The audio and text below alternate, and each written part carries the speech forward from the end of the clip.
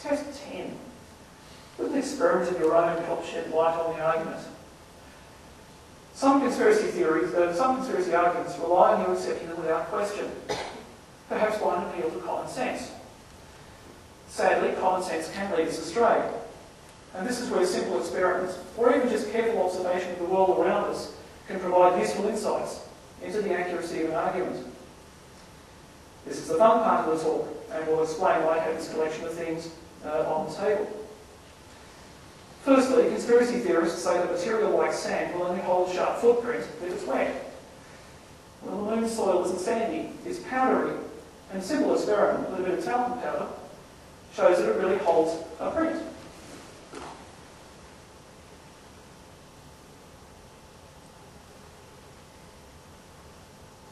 Best thing about this is an experiment that smells nice. And if I just put my finger in the powder, and obviously you can't see it, but you can come down afterwards and check it, talcum powder holds a print very well. Yes, I did intend. Well, we've made it. Oh, you're going to. I'm going to do it. Oh, yes.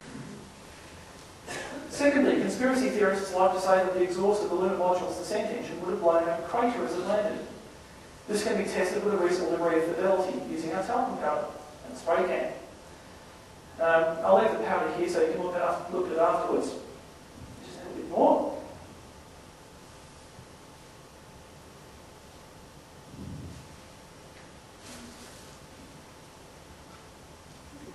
Ordinary spray can. And let's hope this works as well as it did before.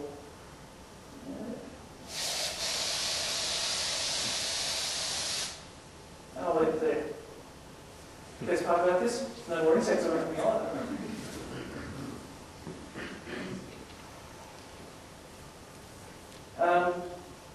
And the best thing about it, these are experiments you can do for yourself. As you'll be able to see afterwards when you come down and have a look, you'll find that the powder shows a pattern of erosion that you can see in photos surrounding the ground underneath the lunar module on the moon. Thirdly, conspiracy theorists talk about enormous shadows in photos, suggesting that spotlights were used.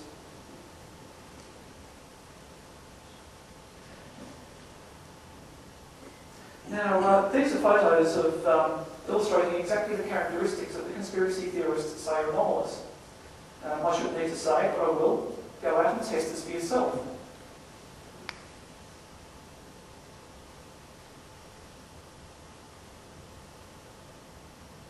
So you can see here two people of about the same height cast shadows of very different lengths.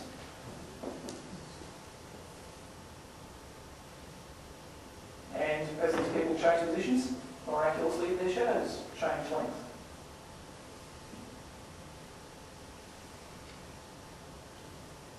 You can see the shadows in this particular photo all travel in different directions.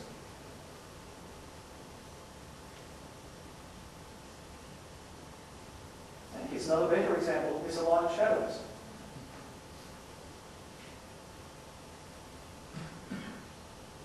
Another example of misaligned shadows.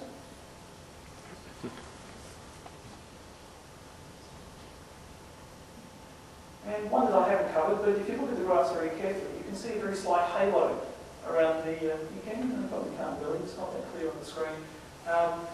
If you take a photograph with your back to the sun on any highly reflective surface, particularly dewy grass, you'll get a halo around your head. It's an effect called highlight shine, and it appears in photographs that the astronauts took on the moon when they had their back to the sun. Same effect.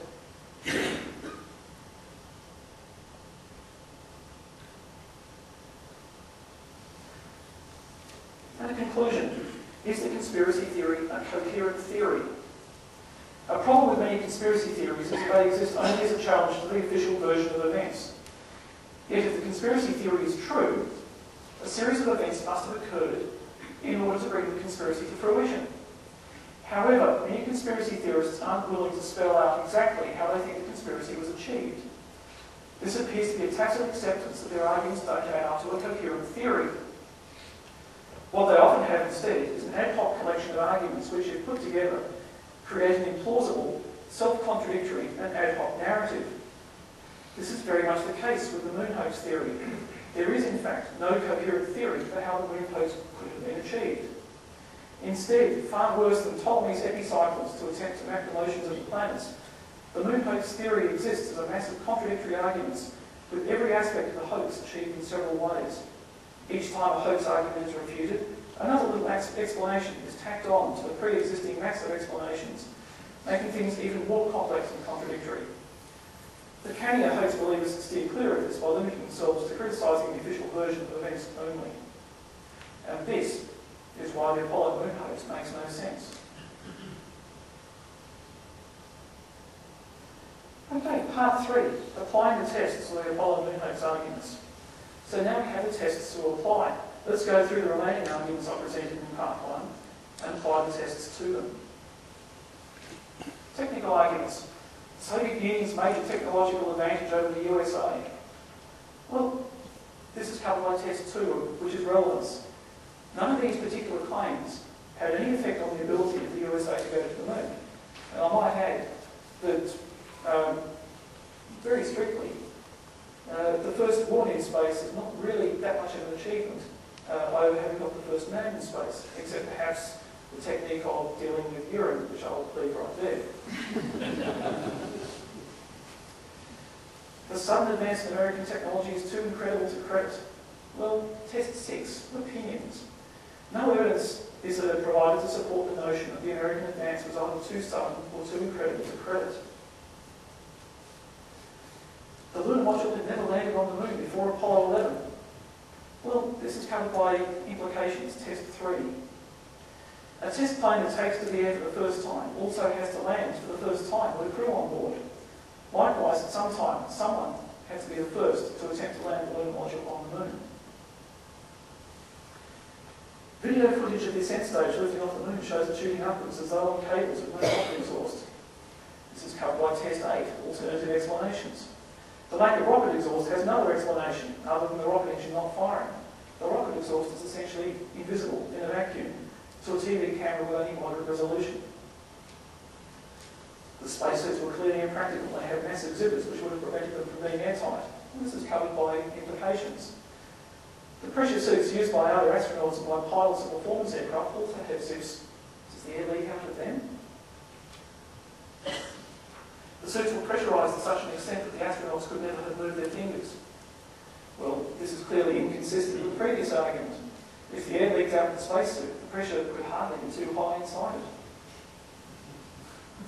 Turning to the environmental arguments. The Earth is surrounded by the Van Allen radiation belts. Incidentally, not the Van Allen radiation belts. Passage through them would have killed the astronauts from the radiation present. Well, this is again covered by implications. If the radiation is that bad, then how do satellites which operate permanently in the Van Allen radiation belts survive? Their electronics are hardened on the basis of data supplied by NASA. If NASA's lying by saying that the radiation is less than it really is, they very quickly be sued by the insurers of the failing satellites. Outside the protection of the Van Allen belts, the astronauts would be at the mercy of unpredictable solar flares, and 6 feet of lead would have been needed to protect the astronauts. Well, this is covered by the original argument. Number 1, accuracy. The risk was known. It was considered to be low. Flares from the sun are directional and would have had to be pointed at the Earth to be dangerous. In any other direction, they're harmless. In addition, the dangerous particles of the flare take several hours to reach the Earth after the eruption is detected, meaning the astronauts would have been able to take mitigating steps. The claim of 6 feet of lead is scientifically wrong. The spacecraft's outer skin and even its fuel would have provided protection.